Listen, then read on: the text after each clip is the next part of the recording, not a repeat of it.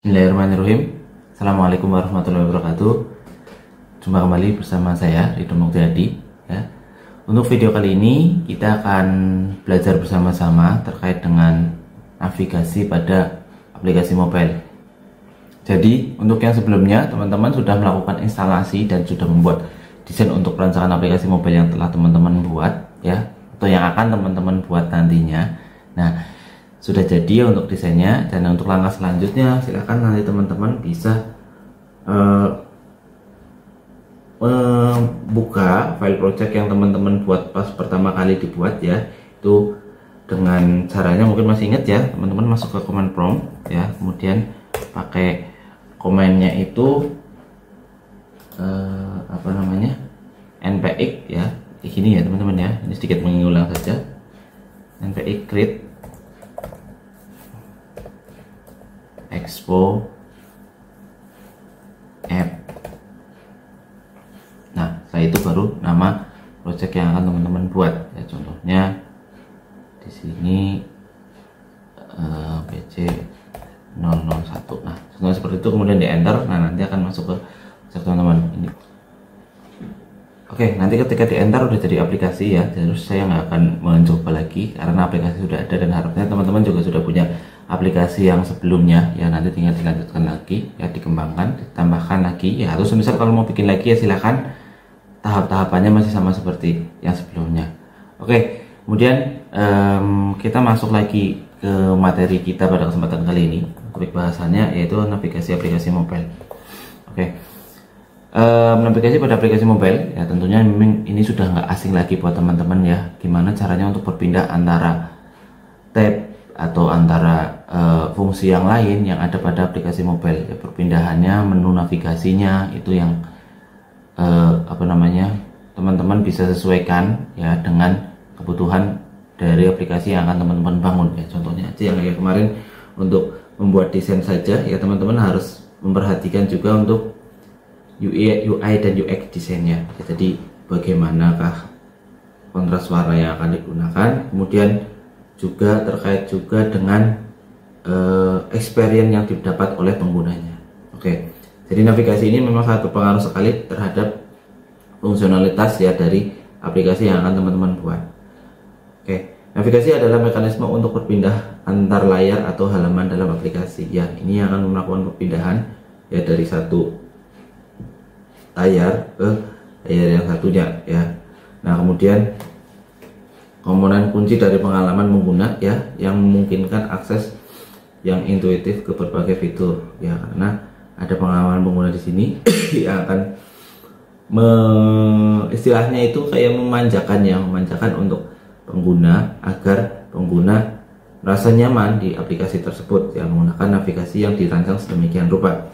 Oke, nah di React Navigation ya, atau yang nantinya akan kita gunakan ya, namanya React Navigation ini ya, merupakan sebuah library ya, perpustakaan ini yang paling banyak digunakan untuk mengelola navigasi pada aplikasi React Native. Jadi teman-teman, kita akan menggunakan React Navigation ya, yang akan teman-teman gunakan untuk proses navigasi di aplikasi itu.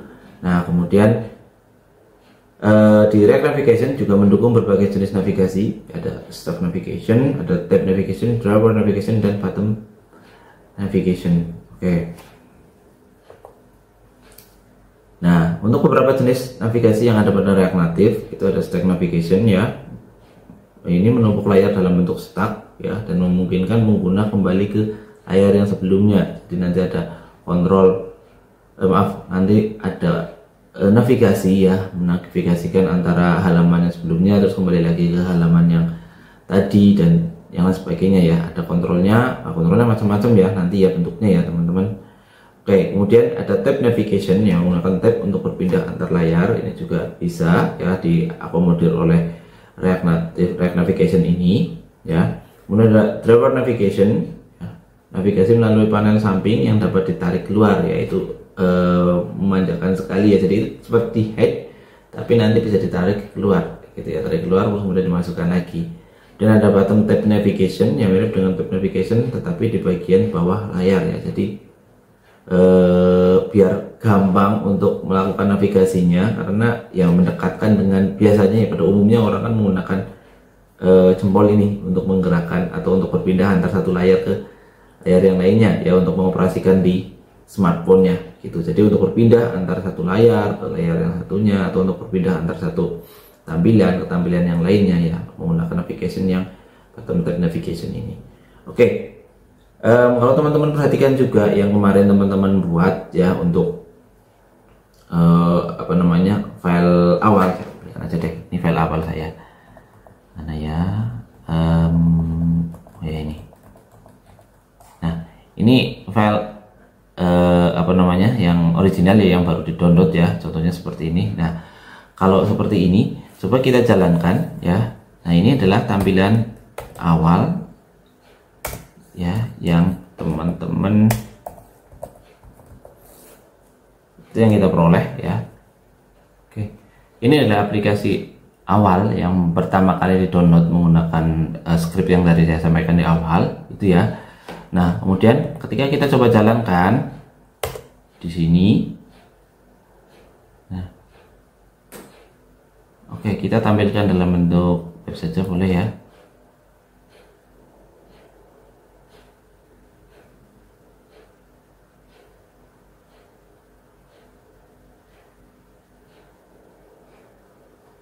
Nah, ketika kita tampilkan dalam bentuk web, ini sudah, ini teman-teman, ini ya, ini sudah menjadi tampilannya button navigation ya. Kalau teman-teman bisa lihat, ini kan navigasinya ada di bawah nih. Nah, ini yang bermudah ketika melakukan navigasi di bawah ya, yang banyakkan orang menggunakan jempol ini untuk berpindah atau menavigasikan di aplikasi mobile.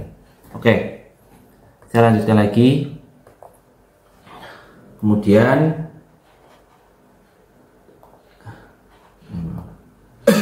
nah di sini ada implementasi untuk React Navigation, stack and tab ya, stack dan tabnya ya. Ini adalah baris perintahnya. Jadi untuk melakukan instalasi, teman-teman silakan instalasi terlebih dahulu di aplikasi yang akan teman-teman gunakan untuk menggunakan React Navigation ini. npm install React Navigation native ya. Ini berarti nanti kita menggunakan ini di command prompt ya, seperti ini ya, masuk ke projectnya dulu. Nah setelah itu baru menjalankan baris perintah ini. Oke, yang selanjutnya, nah ini untuk colong implementasi kode untuk yang stack navigation dan untuk tab navigationnya ya. Jadi ini scriptnya ya, ini import React stack navigation from React stack navigation stack ya. Jadi ini yang akan teman-teman gunakan nantinya untuk cara menggunakan dari React navigation ini, khususnya di stack dan tab navigation. Oke, kemudian nah selain itu kita juga akan belajar atau akan bahas ya di video kali ini, yaitu terkait dengan deep linking ya. Ini nanti sambil praktek saja teman-teman ya.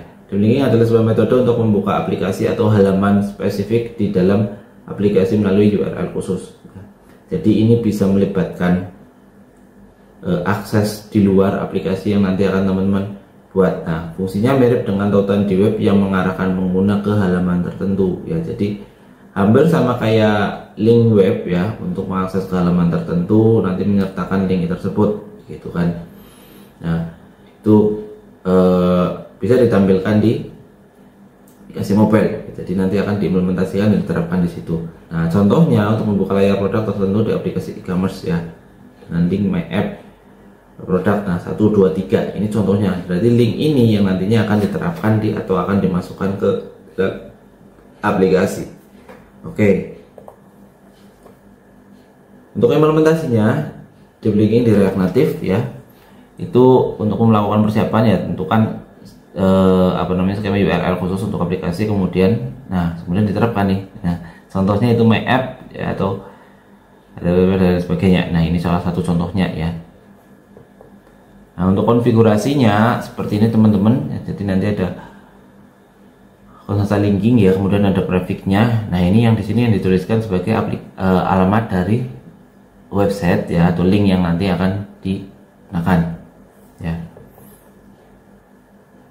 Nah, kemudian kita masuk mengintegrasikan dengan navigator ya.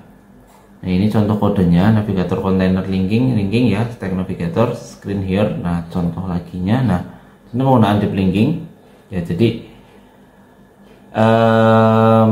secara teknis untuk penggunaan deep linking ini ya, pengguna mengklik link eksternal, contohnya ini F123, kemudian aplikasi akan terbuka langsung layar detail produk dengan ID 123. Nah, berguna untuk promosi aplikasi iklan. Jadi nggak masuk lagi ke webnya atau lain sebagainya, tapi langsung mengakses ke link yang diarahkan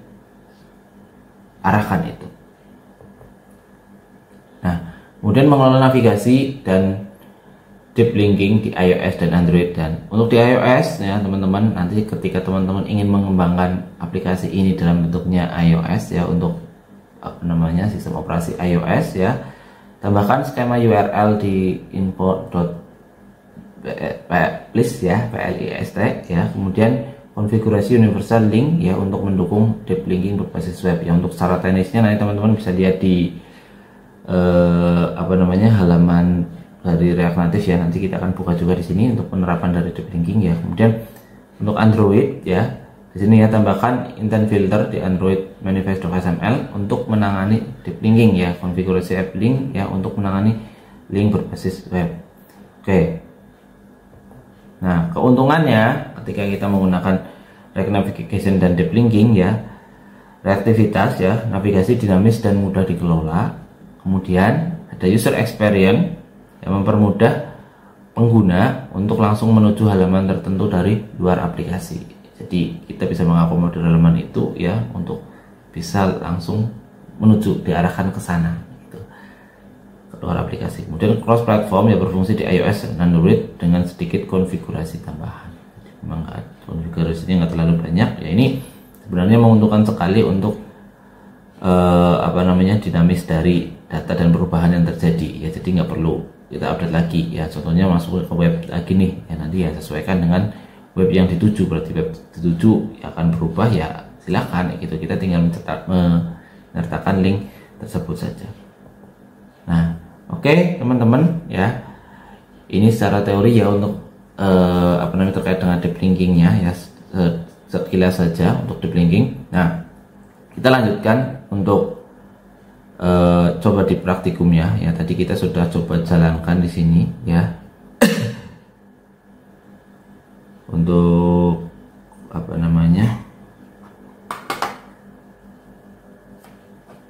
linkingnya. Nah, kita akan coba untuk melakukan implementasi di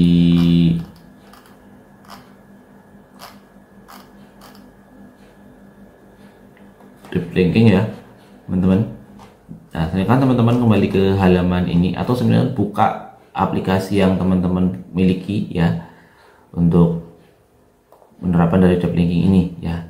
Nah, untuk sumber referensinya teman-teman bisa mengakses ke buku panduan ya, modul yang sudah tersedia di OnClass ya, silahkan bisa diakses itu. Atau teman-teman juga bisa, kalau misal mau displaynya itu ya, ada tampilannya, teman-teman bisa mengakses ke sini nih. Oke, baik teman-teman, ini ya tadi ya, masuk ke accessibility info, kemudian kita masuk ke API, kemudian masuk ke linking di sini ya. Nah, kalau sudah, nah ini kan sudah sesuai dengan versinya juga. Ada beberapa tahap yang perlu teman-teman lakukan ya. Pertama di sini, nah enabling deep linking dulu ya. Kalau kemarin kita buat yang ini ya, pakai dengan otomatis dengan template ini ya, downloadnya ini otomatis sudah bisa ya untuk teman-teman gunakan ya. Atau kita akan coba ya. Ini contoh yang pertama, teman-teman kalau mau lihat nanti hasilnya seperti apa bisa lihat di sini ya. Ini kita tampilkan hasilnya seperti apa. Nah, ini pun seperti URL. Nah, ini akan mengarahkan ke halaman atau ya website yang diarahkan gitu. Lagi nih unsubscribed URL ini nggak bisa ya karena URL-nya memang tidak tersedia. Nah, nanti akan muncul notifikasi seperti itu. Nah, jadi untuk penerapannya teman-teman bisa menggunakan ini ya, sini ya. Untuk deep linkingnya tadi yang kita gunakan yaitu di sini. Ini support URL untuk ini yang diakses, metadata yang kita buat. Nah, di sini. Kemudian nanti akan dipanggil di sini URL buttonnya, cropnya untuk URL-nya, kemudian jalur stringnya. Nah, di sini pun URL buttonnya. Nah, di sini nih.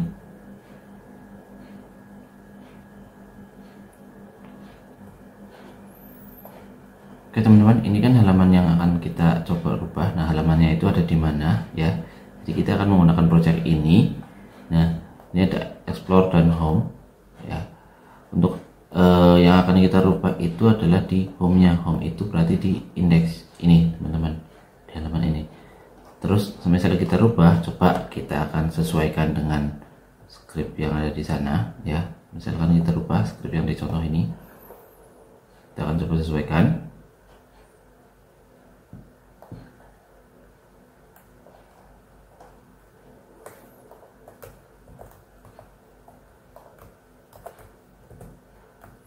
Di Ctrl Save S ya, kita save. Ini otomatis akan memperbarui dan akan tampilkan seperti apa. Akan tampilkan itu adalah seperti ini teman-teman ya. Unsubscribed URL, nah ini masuknya ke google.com tadi. Terus kemudian yang open unsubscribed URL nanti dia ya blank, hanya blank page aja gitu ya. Oke, ini nggak bisa jalankan ya. Nah, kemudian kita lanjut lagi ya, itu untuk link ke sana. Nah, ini untuk yang custom setting ya. Jadi ada juga yang digunakan untuk custom setting. Kalau lihat di displaynya nanti seperti ini teman-teman.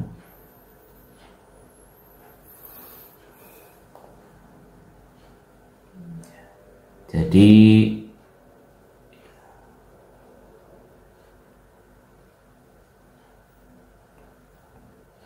nah, ini akan mengacu atau mengarahkan ke setting tertentu ya di sini ya. Nah ini ya, tip open setting button prop children. Nah, settingnya ini di sini ya, open setting button prop ya, handle use callback di sini.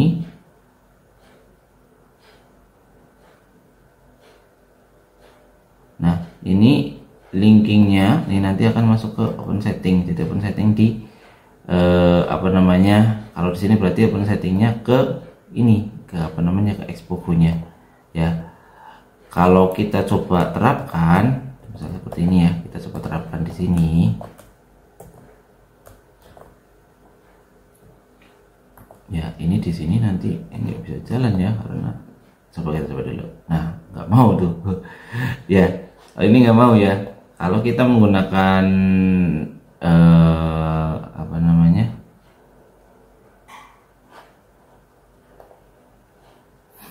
menggunakan device ya. Kalau kita menggunakan Expogo ya, yang terinstall di perangkat mobile yang akan teman-teman gunakan atau yang teman-teman miliki ya. Nah, itu bisa diarahkan sesuai dengan tampilan yang ada di sini teman-teman. Seperti ini ya. Kita coba mana ini.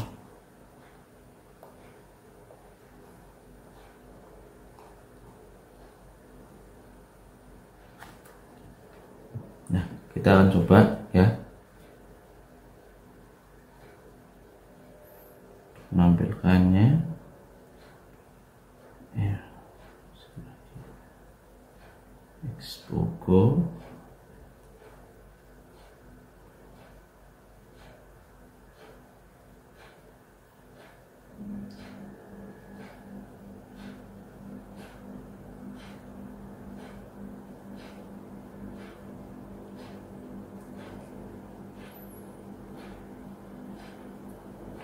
jangan lupa teman-teman, untuk syarat utamanya berarti ketika menggunakan Expogo berarti pastikan untuk akses jaringannya itu sama ya. Jadi misal terkoneksi ke WiFi, ya WiFi-nya yang sama ya antara yang ada di perangkat mobile ini sama yang ada di apa namanya ini, di komputer atau PC yang teman-teman gunakan. Oke, ini contohnya, sebentar saya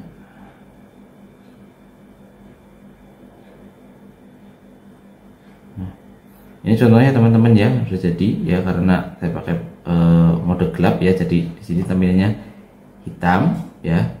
Kemudian misalnya saya klik open setting ya, ini akan masuk ke setting di Xpogo-nya seperti ini teman-teman. Oke ya.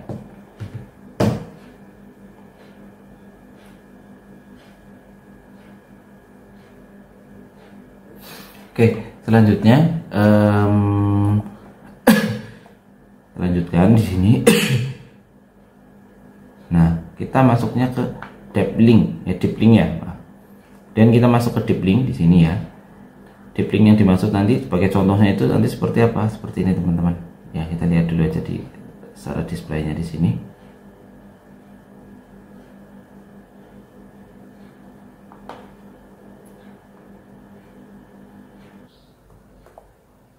Oke teman-teman,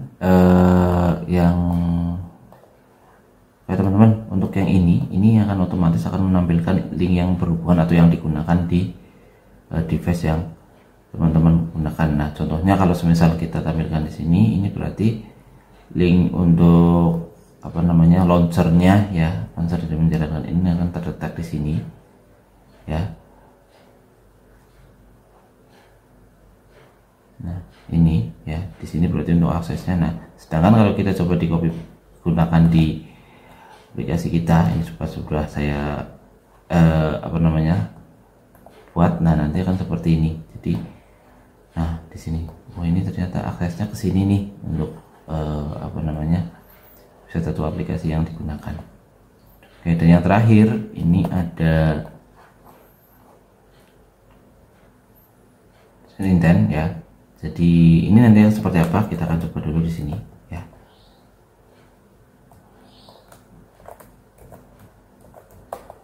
Oke, terus coba kita lihat hasilnya seperti apa. Nah, ini power usage summary ini nggak bisa digunakan karena ini memang harus di aplikasi mobile ya. Nah, ini juga sama, application setting ini nggak mau di sini ya. Nah, teman-teman ya, saya sarankan tadi bisa menggunakan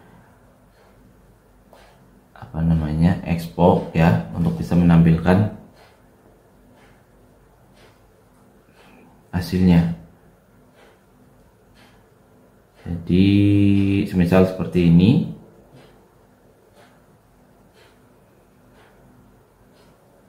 ya, scan QR ya, scan. Nah, kita lihat seperti ini contohnya power usage summary. Nah, ini akan masuk ke untuk setting, kemudian untuk masuk ke yang ada di Android ya, Android atau perangkat mobile teman-teman. Nah, mengacu ke penggunaan dari baterai ya. Ini sisa baterainya tinggal berapa, pokoknya intinya ini terkait ulasan di baterai yang teman-teman gunakan. Kemudian yang selanjutnya app notification setting, ini masuk ke notification settingnya ya. Nah, ini macam-macam nih, ini di Facebook ya, salah satu contohnya. Oke, itu teman-teman ya.